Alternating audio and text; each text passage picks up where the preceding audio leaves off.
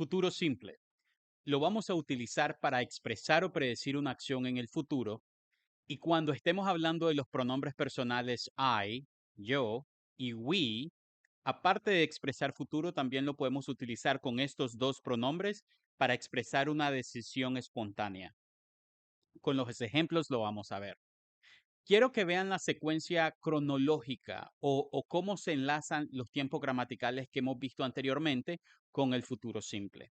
Habíamos visto el pasado simple, que cuando hacíamos una pregunta y una negación utilizábamos did. Vimos el presente simple, que cuando hacíamos una negación y una pregunta utilizábamos do, does.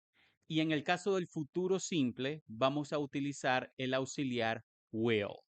Si vemos su fórmula, dice que el futuro simple necesita de un pronombre personal, el auxiliar will, que este es el auxiliar que nos va a dar esa connotación de futuro, de un futuro simple, un futuro un poco más lejano, un futuro un poco más indefinido. Habíamos visto que el futuro inmediato es ese futuro muy cercano a suceder, ¿verdad? Cuando es un futuro que no tiene esa característica, es más que todo un futuro simple. Entonces, lo que va a marcar esta connotación de futuro es el auxiliar will. Junto al auxiliar will, vamos a tener un verbo en presente con un complemento. Veamos una oración para que entendamos a lo que nos referimos. She will visit grandma next week. She will visit grandma next week. Ella visitará a su abuela la próxima semana. Ella visitará a la abuela la próxima semana. Recordemos que abuela, grandmother, pero una manera cariñosa, impersonal de decir grandmother es solamente grandma. De la misma manera que como cuando decimos mother, decimos mom, o father, decimos dad. De la misma forma, grandmother, decimos grandma. Grandma, grandpa, en el caso de abuelo. So, la oración es, she will visit grandma next week. Entonces, si vemos esa oración y la comparamos con la estructura para que vayamos reconociendo los componentes, she es el pronombre personal, will es el auxiliar para el futuro, visit es el verbo y grandma next week sería el complemento. ¿Cómo interactúa el will, el auxiliar will, con los pronombres personales? Es muy sencillo porque es el mismo para todos los pronombres personales. Quiero que repitas conmigo. I will, you will, he will, she will, it will, we will, you will, they will. Nuevamente, I will, you will, he will, she will, it will, we will, you will, they will. La pregunta o la afirmación de manera contraída, recordemos de que cuando afirmamos se puede contraer en algunas ocasiones y es el caso de will. Yo en vez de decir I will, puedo decir I'll y es exactamente lo mismo. I'll, you'll, he'll, she'll, it'll, will, you'll, they'll. Si yo quisiese preguntar, ya sabemos que el auxiliar va de primero. Will I, will you, will he, will she, will it, will we, will you, will they.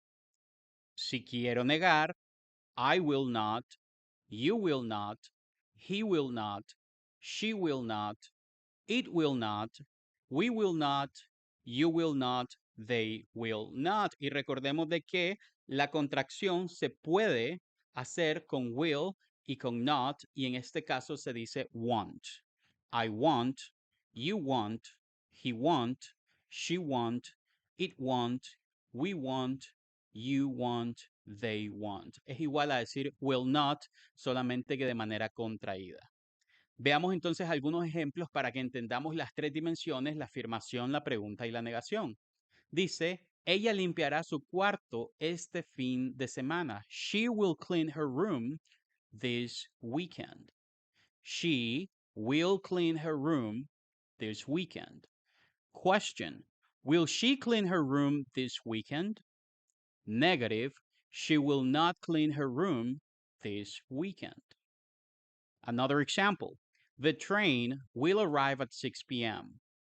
The train will arrive at 6 p.m. Question. Will the train arrive at 6 p.m.? Negative. The train won't. Or you can say the train will not. The train won't arrive at 6 p.m. Another example. I will pay with my credit card. Y a esto me refería cuando decía de que se puede utilizar I y we. En el caso del futuro simple, si yo utilizo I, yo, y si yo utilizo we, nosotros, puedo utilizar el futuro simple para plantear una decisión espontánea. Llega un mesero y le dice en efectivo o con tarjeta, y vengo yo y le digo, I will pay with my credit card. Una decisión espontánea que, si bien es cierto, se está formulando, se está haciendo en futuro, se está expresando un futuro, en este caso es más que todo una decisión que se está tomando en ese momento. I will pay with my credit card. Eso a pregunta sería, will you pay with your credit card? Negative, I will not pay with my credit card. I will not pay with my credit card. Para recapitular, el futuro simple sería el equivalente, ¿verdad? En este orden cronológico, pasado simple con did, presente simple do, does, futuro simple will. Muy bien.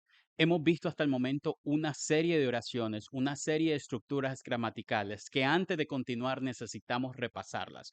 ¿Y cómo las vamos a repasar? Las vamos a repasar con un ejercicio bastante potente en el cual la misma oración la vemos en una forma multidimensional. ¿Y qué quiere decir esto? Esto quiere decir que vamos a hacer un ejercicio donde la misma oración la hacemos en todos los tiempos gramaticales. Es un ejercicio muy útil para nuestro cerebro porque a nuestro cerebro le permite la misma oración al practicarla en todas sus dimensiones, en todas las estructuras gramaticales que se han visto, absorber y que le quede grabada la estructura. Y es más fácil después reemplazar con el complemento. ¿A qué me refiero? Este ejercicio. Y por cierto, este ejercicio que yo les voy a enseñar ahorita es importante que lo hagan con todo verbo que ustedes conozcan. Practiquen este ejercicio con todos los verbos, con la mayor cantidad de verbos que puedan. Aprenden una estructura gramatical nueva, la incorporan a este ejercicio. Vamos a ello entonces. Ella escribe, she writes. Ella escribe, she writes. Recordemos que todo verbo en tercera persona del singular, con he, she, it, que estén presentes, se le agrega s, es o ies. En este caso, write, se le agrega s. She writes. Si quiero pasar eso a pregunta, sería, does she write? Does she write? Si lo quiero pasar a negación, ella no escribe. She does not write. She does not write. ¿Ok? Perfecto. Ahora, la oración original es she writes. Ella escribe. Si yo quiero decir ella escribió, she wrote.